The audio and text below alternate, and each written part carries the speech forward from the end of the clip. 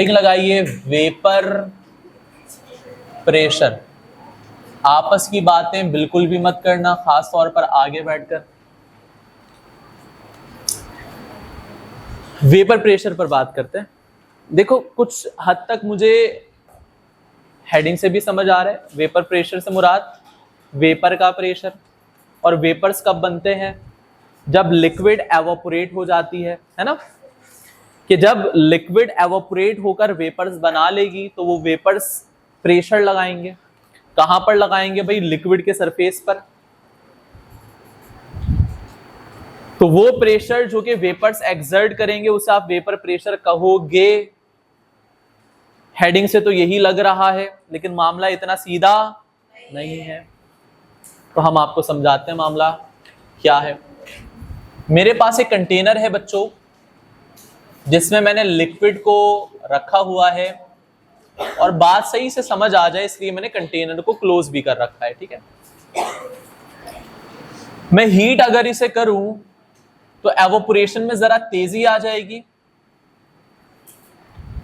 और मॉलिक्यूल्स जो हैं अपनी सतह को छोड़कर बाहर निकलेंगे, है ना। अगर मैं और हीट करूंगा तो वेपर्स और बढ़ जाएंगे। ऐसे ही होगा कि वेपर्स की तादाद में इजाफा हो जाएगा अगर मैं हीट को बढ़ाऊं। मैं मुसलसल हीट करता जाऊं तो ऊपर वेपर्स की कंसंट्रेशन क्या हो जाएगी? हाई। और जब ऐसा होगा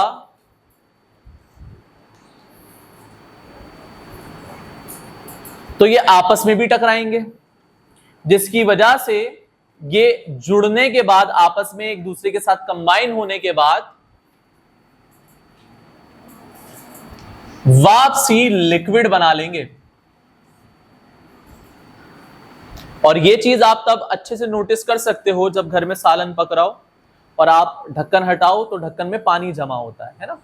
तो जो वेपर्स बन रहे हैं वो वापसी कंडेंस भी होंगे। क्यों? क्योंकि कंसंट्रेशन काफी ज्यादा बढ़ गई है, मॉलिक्यूल एक दूसरे से टकराएंगे और वापसी कंडेंस हो जाएंगे। तो साइमल्टेनियसली यहां पर दो चीजें हो रही हैं। क्या? लिक्विड का वेपर्स में कन्वर्ट होना और वेपर्स का वापसी किस में कन्वर्ट होना?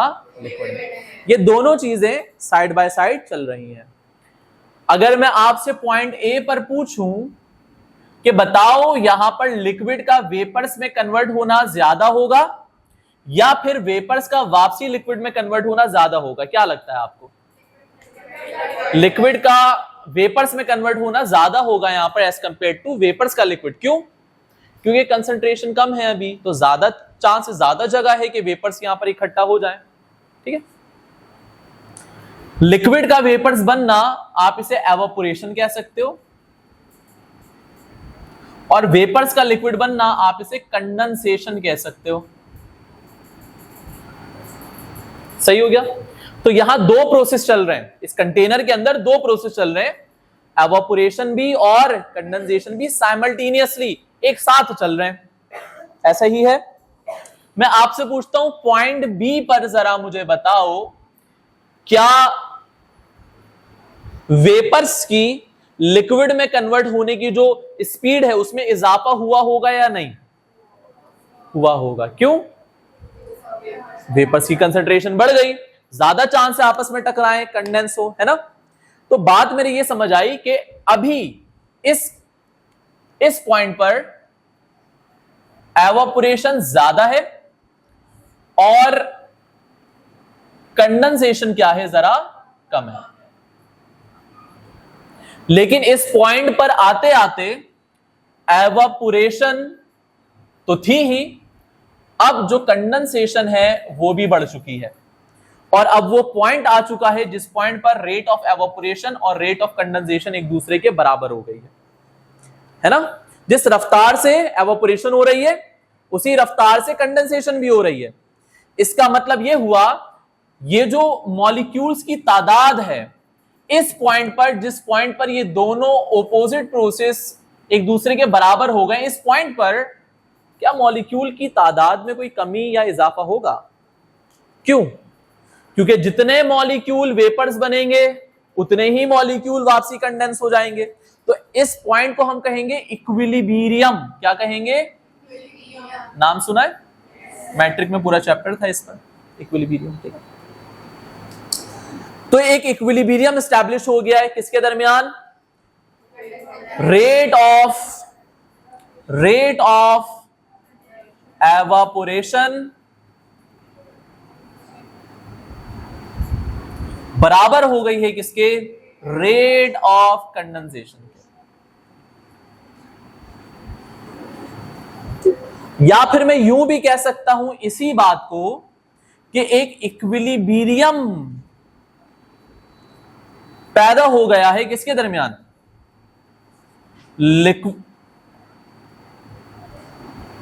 वेपर्स,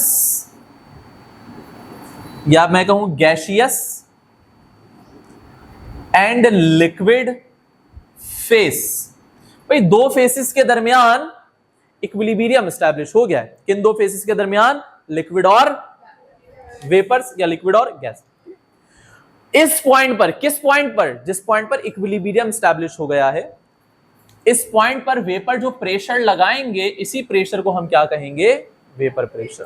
तो मैं ये कह सकता हूं कि वो प्रेशर जो वेपर्स एक्सर्ट करेंगे तब जब रेट ऑफ एवापोरेशन और रेट ऑफ कंडेंसेशन एक दूसरे के बराबर हो गए होंगे, इस पॉइंट पर लगाने जाने वाला प्रेशर किसकी जानिब से? वेपर्स की जानिब से वेपर प्रेशर कहलाएगा। तो वेपर प्रेशर आप तब कैलकुलेट करोगे, तब कहोगे कि वेपर प्रेशर है जब इक्विलिब्रियम एस्टैब्लिश हो गया हो किसके दरमियान? रेट ऑफ एवापोरेशन और रेट ऑफ कंडेंसेशन के दरमियान।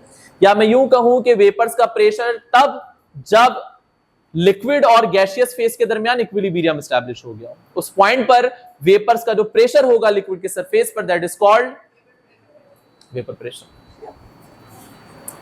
कंडेंसेशन की वजह ये भी होगी ना, देखो ऐसे ऐसे आपस में टकराएंगे, टंग टक टक टक ऐसे टकराएंगे, और जैसे ही पानी से आगे टकराएंगे पानी बोलेगा आ जाओ वापसी, है ना? ऐसे टकरा रहे हैं इधर उधर, जैसे ही पानी से टकरा पानी आ जाओ भाई वापसी। मॉलिक्यूल वापसी आया लेकिन एवापोरेशन भी हो रही है।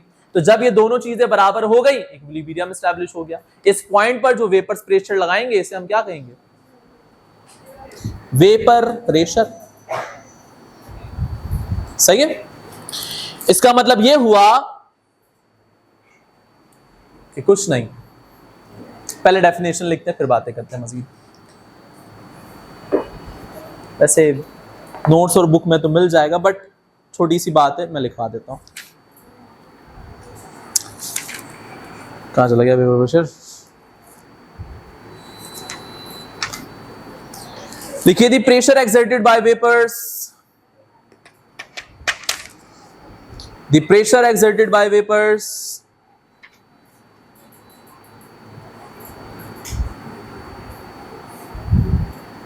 when they are in equilibrium, when they are in equilibrium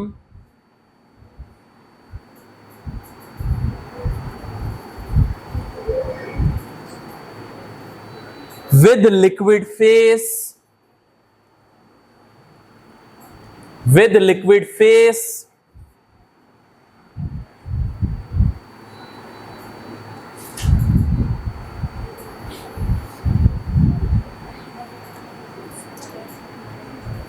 at a given temperature is called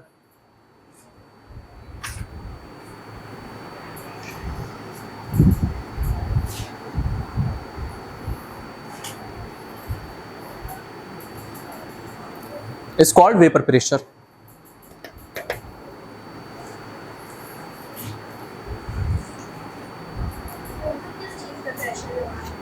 ji, liquid के सरफेस।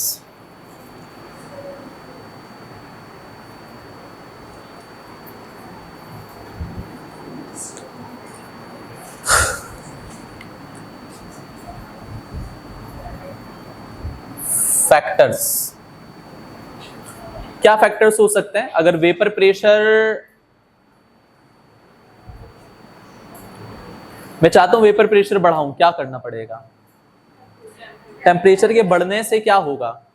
एवापोरेशन बढ़ जाएगी, एवापोरेशन बढ़ेगी तो वेपर्स की तादाद बढ़ेगी, वेपर्स बढ़ेगा, वेपर प्रेशर भी बढ़ेगा। इसका मतलब पहला फैक्टर हो गया आपका टेम्परेचर।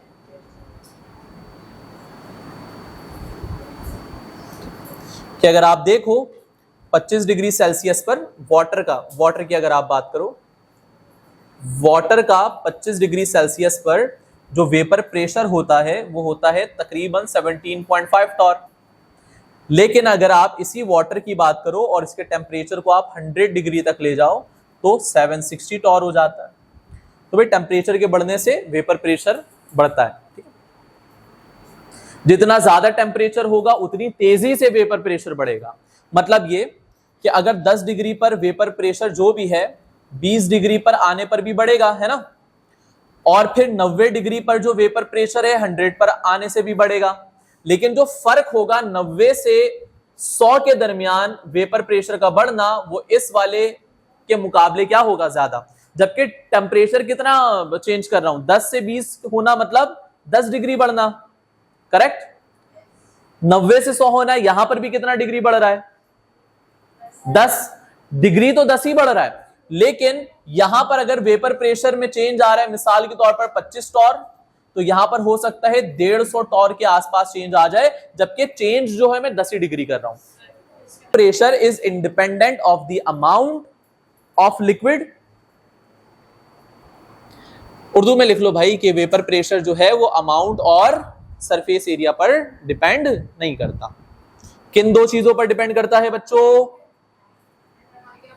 इंटरमॉलिक्यूलर फोर्स और टेम्परेचर। टेम्परेचर के साथ डायरेक्ट, इसके साथ इनवर्स। किस पर डिपेंड नहीं करता, अमाउंट और surface area of the container.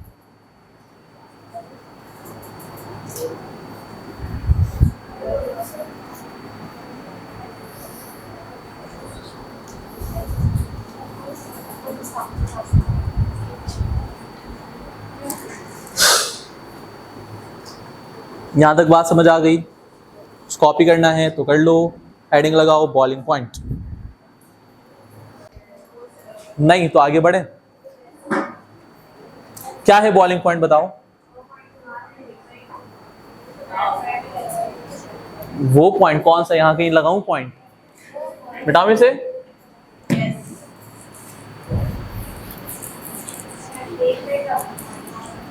Temperature का पॉइंट। फिर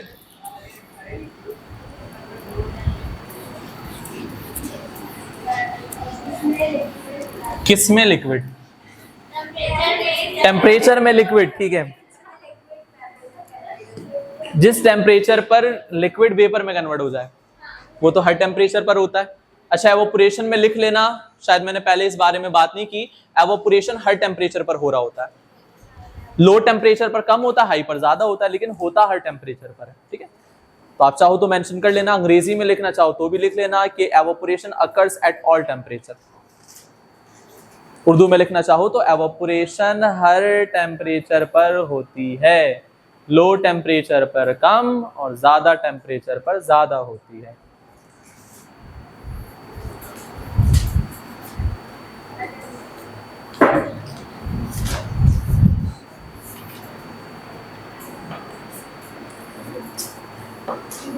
स्टार्ट करें बॉइलिंग पॉइंट्स। बॉइलिंग पॉइंट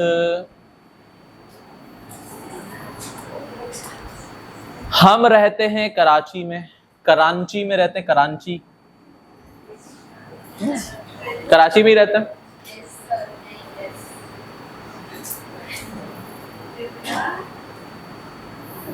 ये कोचिंग की क्लास लेने के बाद ना ट्रेन पकड़ के टंडो आदम निकल जाते हैं। ये कराची में नहीं थे। कहाँ रहते हो बेटा? नहीं, कहाँ रहते हो बताओ तो। कराची में कहाँ पर? मुझे लगा शायद अभी क्लास लेंगी और टंडो आदम की ट्रेन पकड़ेंगी,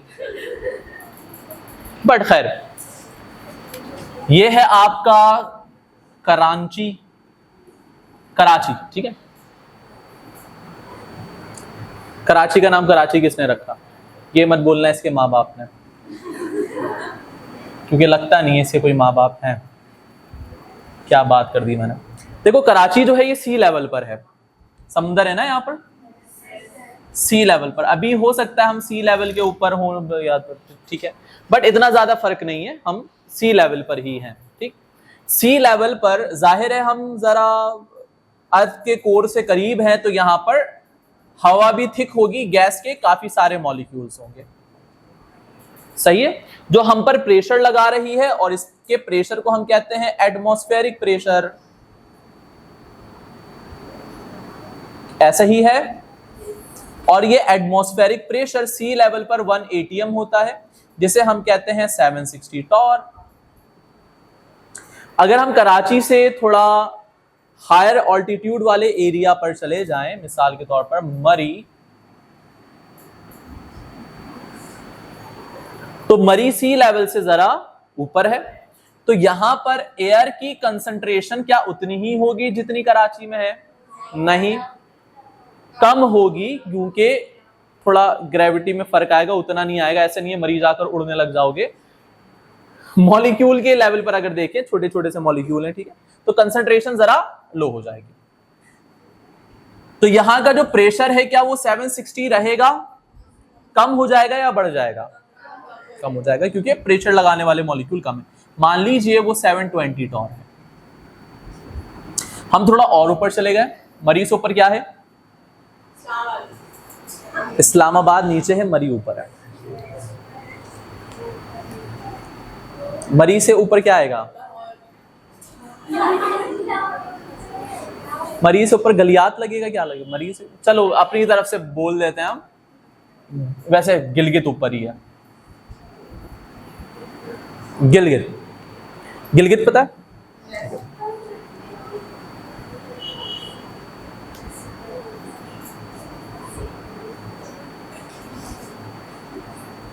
कुछ बताना है तो बता दो। मरी नीचे, सही है, सही। ओके, पहाड़ी इलाके ऊंचे होते हैं, सही, पहाड़ी इलाके ऊंचे होते हैं। अब ये मत बोलना गुलशन बिहार 14 नंबर, वो नहीं भाई, वो भी यहीं पर है। तो यहां पर भी एयर होगा, लेकिन यहां की कंसंट्रेशन थोड़ी सी और कम होगी, जिसकी वजह से हो सकता है यहां का प्रेशर थोड़ा सा और कम हो। सर समझाना क्या चाहता है, अभी समझाता है। तो जितने ज्यादा हम ऑल्टीट्यूड पर जाते जाते हैं, वहां का एटमॉस्फेरिक प्रेशर उतना कम होता जाता है। ठीक है,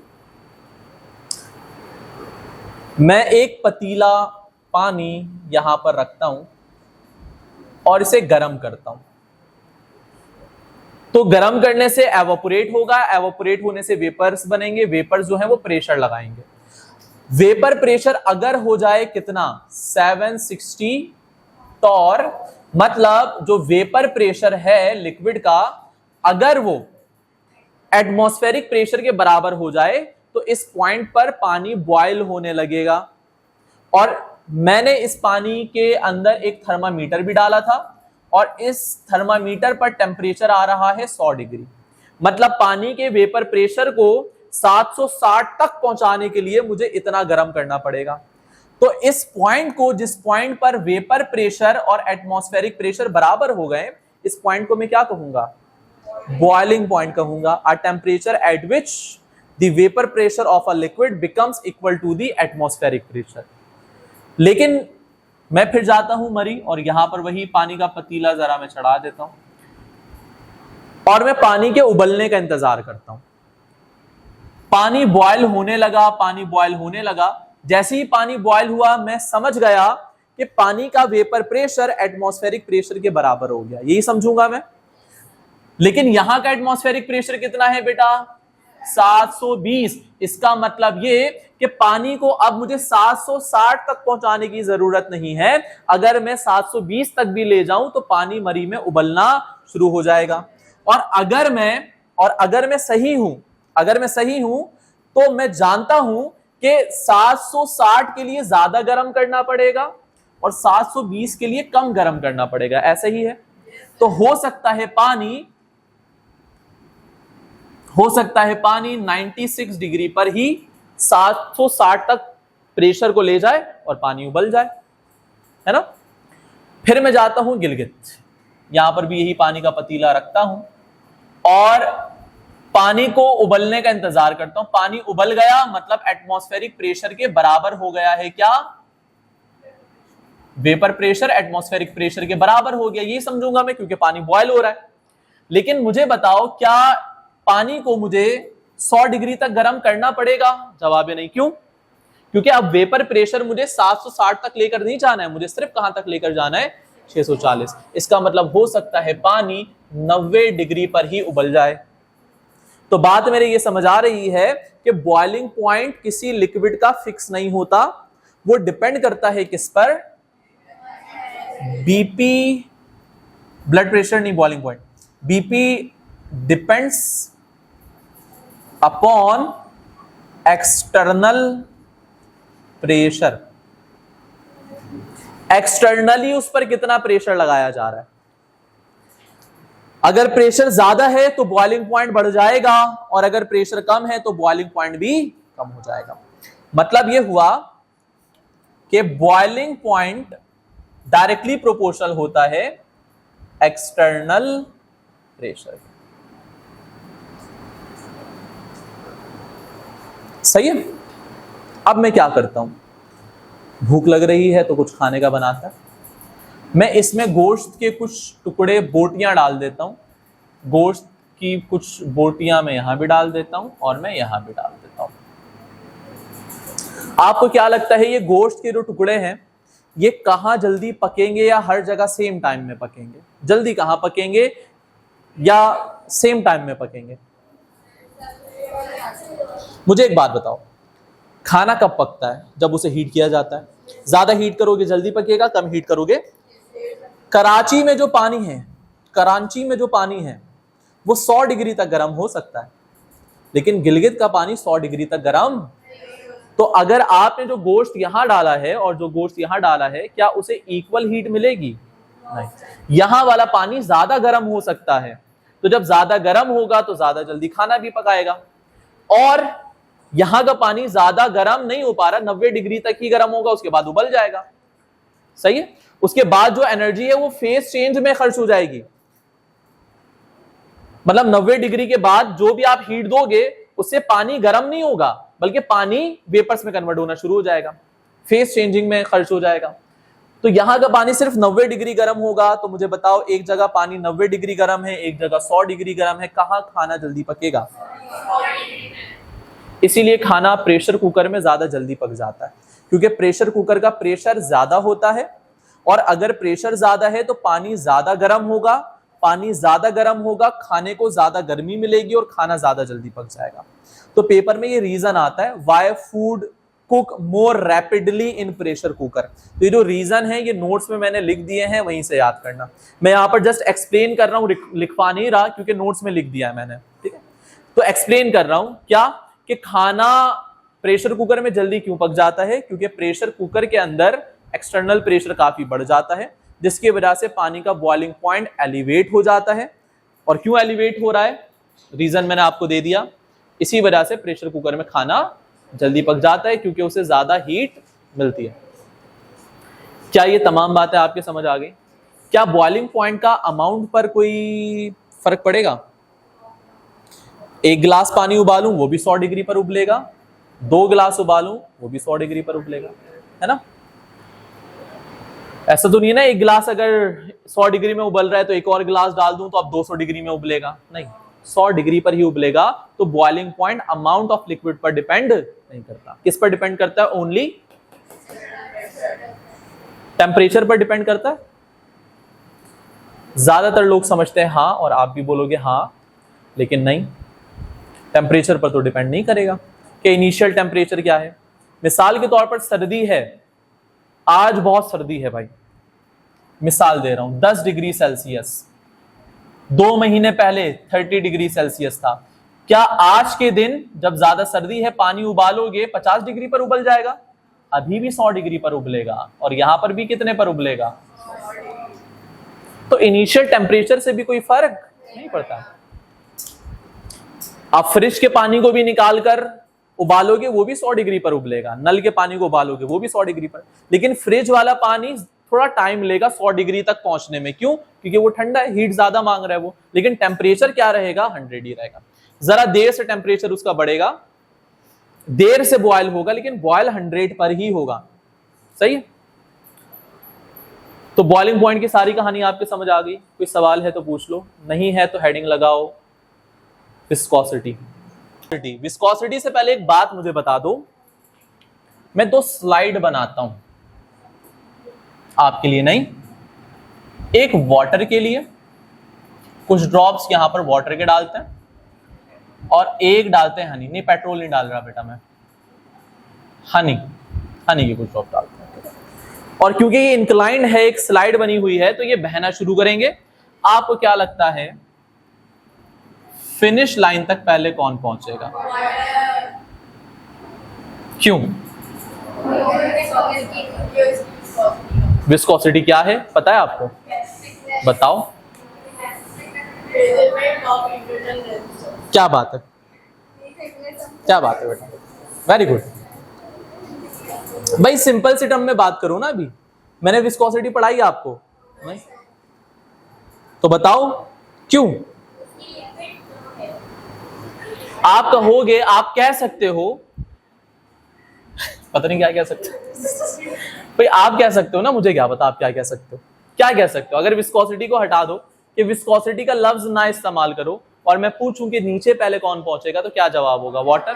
मैं पूछूं अगर क्यों, तो आप क्या कहोगे? विस्कोसिटी का वर्ड बस यूज मत करो। आप कहोगे पानी तेजी के साथ बह जाता है ना, और हनी तेजी के साथ नहीं बहता, स्लो स्लो बहता है।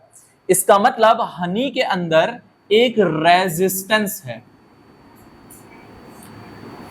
टू फ्लो, मतलब फ्लो बहने में एक रुकावट है इसके अंदर, और वो वाटर के अंदर भी है, लेकिन हनी के मुकाबले जरा कम है। तो मैं कहूंगा कि लिक्विड जो है हनी, उसके अंदर एक रुकावट है कि वो आसानी से बह नहीं पाता, जबकि पानी के अंदर यही रुकावट जरा कम है, इसलिए पानी आसानी के साथ बह जाता है, यही कहूंगा मैं। लेकिन सवाल ये कि क्यों? फिजिक्स की तरफ बढ़ते हैं। फिजिक्स में आप लोग ऐसी चीते हो माशाल्लाह से। तो मुझे बताओ, क्या कोई ऐसी फोर्स है जो कि किसी चीज को मूव, अच्छा ये जो फ्लो है, फ्लो भी क्या है बेटा? मोशन है ना, फ्लो इज अ मोशन, और मोशन से रोक रही है, बहने से रोक रही है। तो मैं अगर आपसे पूछूं कि ऐसी कोई फोर्स आपने कभी पढ़ी है फिजिक्स में? क्योंकि फोर्स तो फिजिक्स में आप पढ़ते हो, करेक्ट, फ्रिक्शन, शाबाश। तो फ्रिक्शन वो फोर्स है जो कि किसी चीज को मोशन से अपोज करती है, मोशन से रोकती है। इसका मतलब यकीनन हनी के अंदर जो फ्रिक्शन है वो पानी के मुकाबले ज्यादा है, क्योंकि फ्रिक्शन ज्यादा है तो ठीक से मूव नहीं कर पाते। लेकिन सवाल ये कि फ्रिक्शन है किसके बीच, कहां होती है फ्रिक्शन? इतना बताया तो ये भी बताओ बेटा, फ्रिक्शन कब होती है? जब दो सरफेसेस आपस में कांटेक्ट में आती हैं और इन दोनों की रिलेटिव मोशन एक दूसरे के मुकाबले डिफरेंट होती है। ऐसा ही है। मैं क्या करता हूं, मैं पानी फेंक देता हूं। आप कहोगे क्यों फेंक रहे सर पानी, पिला दें हमें। मैं पानी को फेंक देता हूं, ऐसे पानी लेता हूं,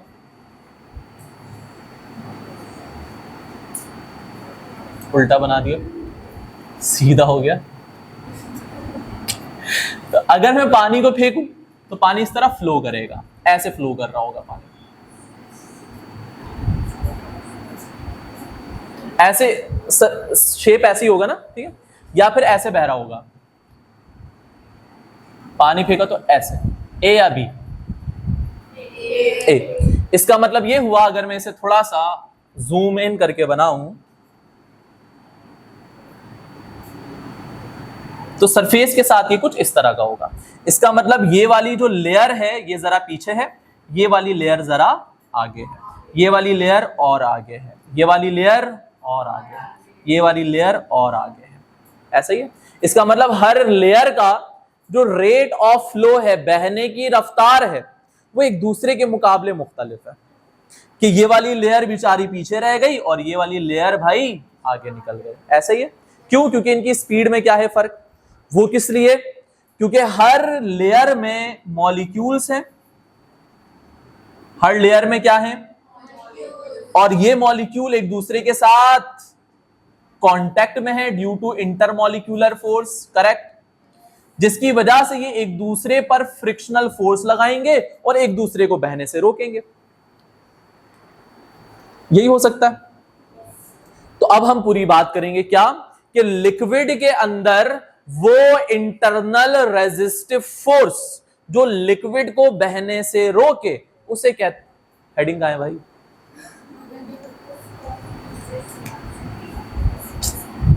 फ्लो खराब हो गया सारा, दोबारा करते हैं, बल्कि छोड़ो, उसे कहते हैं, किसे कहते हैं, लिक्विड के अंदर वो इंटरनल फ्रिक्शनल फोर्स जो लिक्विड को बहने से रोके। और क्यों भाई लिक्विड को बहने से क्यों रोक रही है, क्योंकि लेयर का जो रेट ऑफ फ्लो है एक दूसरे से मुख्तलिफ है और इसी वजह से एक दूसरे पर क्या लगाएंगे, फ्रिक्शनल फोर्स, जिसकी वजह से लिक्विड को बहने में जरा तकलीफ का सामना करना पड़ेगा। और जितनी ज्यादा मजबूत ये इंटरमॉलिक्यूलर फोर्स होगी रेट ऑफ फ्लो उतना कम होगा। चलो एक बात बताओ मुझे, ये सारी बातें छोड़ो, वाटर के मॉलिक्यूल हैं ये डिफरेंट लेयर्स के अंदर, ये हनी के मॉलिक्यूल्स हैं, स्मॉल मॉलिक्यूल हैं, लार्ज मॉलिक्यूल हैं, small brother large brother.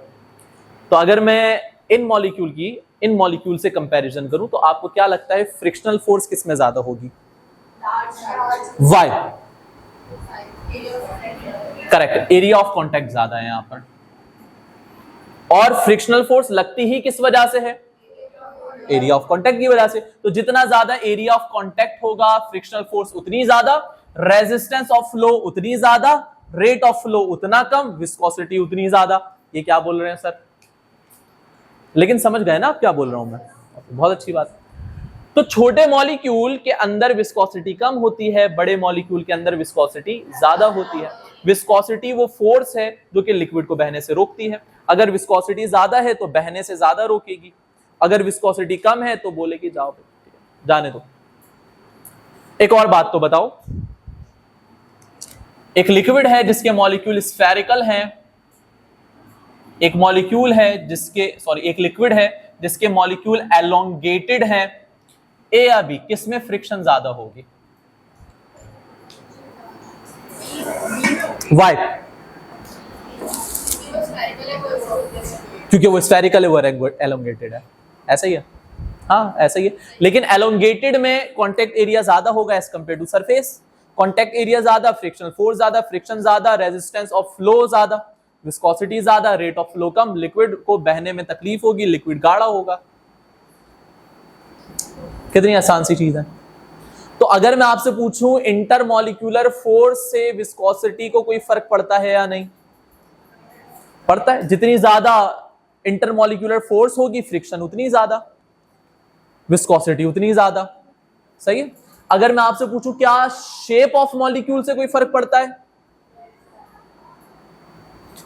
Elongated molecule होंगे तो उनकी विस्कोसिटी ज्यादा, स्फेरिकल मॉलिक्यूल होंगे तो उसकी विस्कोसिटी कम।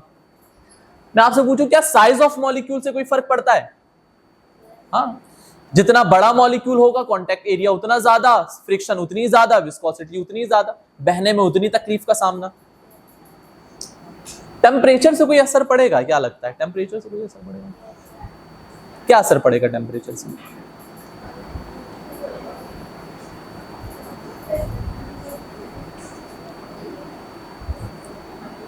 ऐसा होता है बिल्कुल कम। ऐसा होता है कि मुहर्रम में हलीमा आती है हर जगह से, और इतनी आती है आप एक दिन में खा नहीं पाते, तो उसे हम फ्रिज में रख देते हैं। जब हम उसे फ्रिज से निकालते हैं तो काफी थिक होता है, चूल्हे पर चढ़ाते हैं, गर्म करते हैं, थोड़ा पतला हो जाता है। तो पहले थिक था, विस्कोसिटी ज्यादा थी, गर्म किया, विस्कोसिटी जरा कम हो गई, फ्लो जरा बढ़ गया, लिक्विड जरा पतला हो गया। तो मैं कह सकता हूं अगर टेम्परेचर बढ़ेगा तो विस्कोसिटी कम हो जाएगी, सही है। क्यों? क्योंकि टेम्परेचर के बढ़ने से इंटरमॉलिक्यूलर फोर्स कमजोर हो जाएगी, इंटरमॉलिक्यूलर फोर्स कमजोर तो विस्कोसिटी कम हो जाएगी, विस्कोसिटी कम तो रेट ऑफ फ्लो बढ़ जाएगा। तो अगर मैं आपसे पूछूं साइज के साथ क्या रिलेशन है? डायरेक्ट। अगर मैं टेम्परेचर के साथ पूछूं तो इनवर्स।